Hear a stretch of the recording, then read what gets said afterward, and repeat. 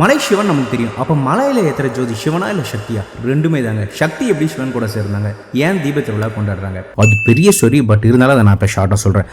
அதுக்கு முன்னாடி நம்ம போய் திருவண்ணாமலை கிங்கிட்டமே ஃபாலோ பண்ணிக்கோங்க.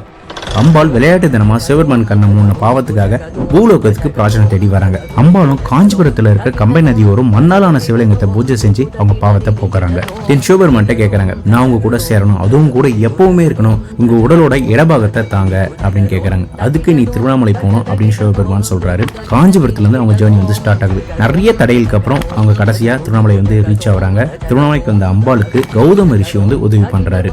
மலை ஏகமா தெரிகிற இடத்துல நெருப்பு மேல இருந்து அம்பாள் வந்து தியானம் பண்றாங்க. கார்த்திகை மாசம் பௌர்ணமி அன்னைக்கு ஒரு குரல் மலையில இருந்து, பெண்ணே என்னை இடமாக இருந்து வளமாக வா.